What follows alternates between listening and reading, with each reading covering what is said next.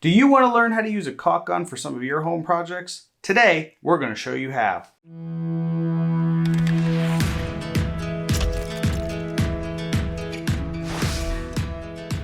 I'm Chris, the Glass Guy, and on this channel, we'll be sharing with you tips, tricks, and information on shower doors, windows, mirrors, and much more.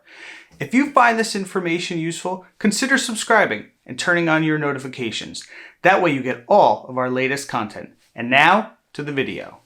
First, let's go over the parts of a caulk gun. We have the frame or cradle, the plunger, the release lever, the handle and trigger. Some guns do come equipped with a puncture tool, and some also have a spout cutter. So how the caulk gun actually works is by squeezing the trigger, we push the plunger forward, putting pressure on the back of the caulk tube, which then pushes the caulking out of the tip of the gun. Both the speed and the pressure, the amount of pressure that you put on the trigger, will determine how quickly the caulk comes out of the tip of the gun. And now we can insert the caulk tube into the caulk gun by placing it into the cradle and pressing the plunger forward till it touches the back of the tube. One tip I usually recommend is to squeeze a little bit of caulking out into a paper towel to avoid having any air bubbles in your caulking project.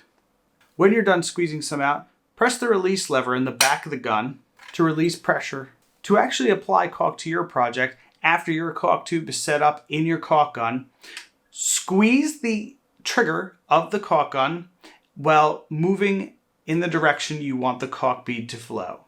We'll have other videos to share with you, neat tips and tricks on how to keep your project and caulking neat, as well as how to caulk large gaps and other interesting topics with caulking.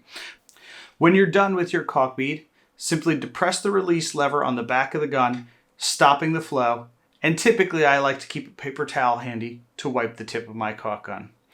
Keep in mind there's some things we did not use on this caulk gun, like the spout cutter and the puncture tool. Different caulk tubes will need different applications and have different purposes. This caulk tube had a solid surface inside that we needed to cut with a razor blade. However, a lot of other caulk tubes will need the plunger tool. I usually don't use the spout cutter. It usually leaves the tip of my caulk very sloppy, not allowing me to leave a nice even bead. We hope these tips have helped you with your caulking project and how to use a caulk gun. We're going to have some other tips and tricks on caulking coming up in a caulking series that we're putting together to help you with all your caulking needs.